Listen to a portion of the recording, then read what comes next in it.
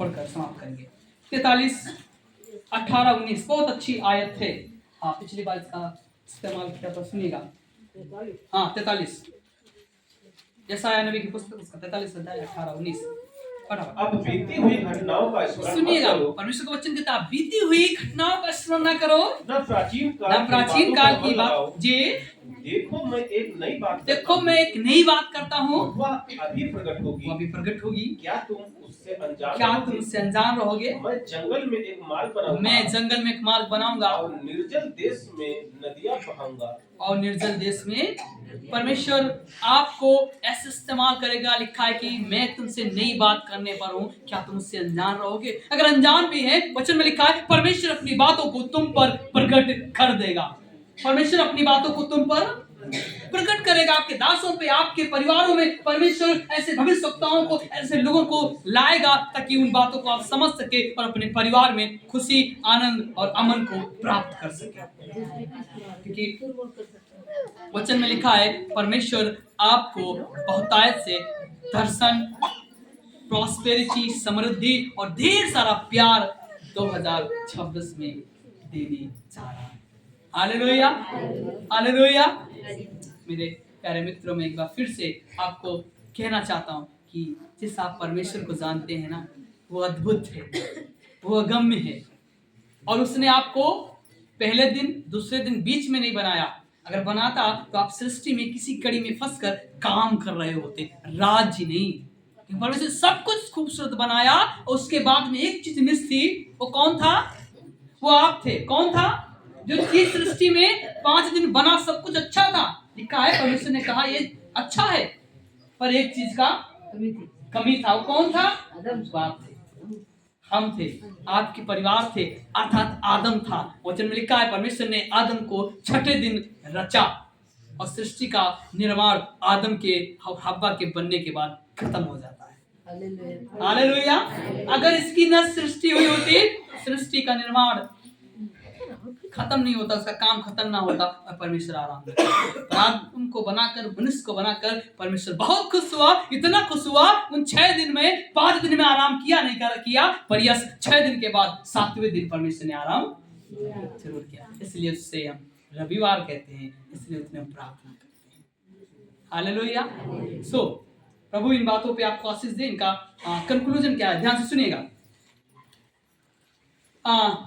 परमेश्वर मनुष्य को सारी चीजों पे अधिकारी बनाया है। परमेश्वर ने मनुष्य को सारी चीजों पे अधिकारी बनाया है। नंबर 2, 2026 आपके लिए दिव्य रिश्ते को और परमेश्वर के साथ उद्धार को, उसकी शक्ति को आपके साथ में बनाएगा।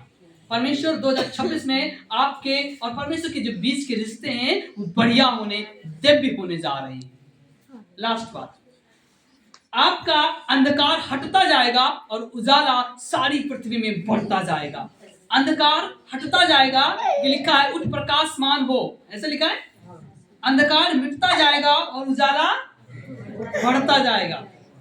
लागू करण क्या है? यदि आप यीशु मसीह पे विश्वास करते हैं तो आप सारी चीजों पे अधिकारी बनेंगे। किससे विश्वास करते हैं? यीशु मसीह पर। यदि आप यीशु मसीह के अनुयायी हैं, प्रार्थना करने वाले हैं, वचन पढ़ने वाले हैं, तो आपको परमेश्वर सारी बातों में आपको अधिकारी बनाएगा। दूसरी बात, आपकी प्रार्थनाएं, आपका आराधना करना, वचन पढ़ना, प्रभु के साथ में समय बिताना, ये इस साल कई गुना बढ़ने जा रहा है।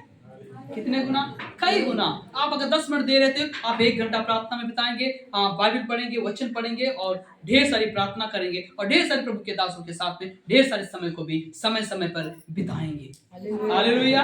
लास्ट बात, यदि हम सब इस प्रॉमिस, इस वायदे को करें, एक संकल्प लें। संकल्प क्या लेना है? जब परमेश्वर ने आपको नई बातें सिखाएगा, क्या सिखाएगा? नए साल में नई बातें सिखाएगा। संकल्प करते, प्रभु जो हम 2025-24 में नहीं कर पाए, उससे कहीं ज्यादा संकल्प करते हैं। हम तेरी आराधना करेंगे, तेरे वचन पढ़ेंगे और खूब तेरे साथ में, आनंद के साथ में हम आपकी भागीदारी को निभाएंगे। हालेलुया।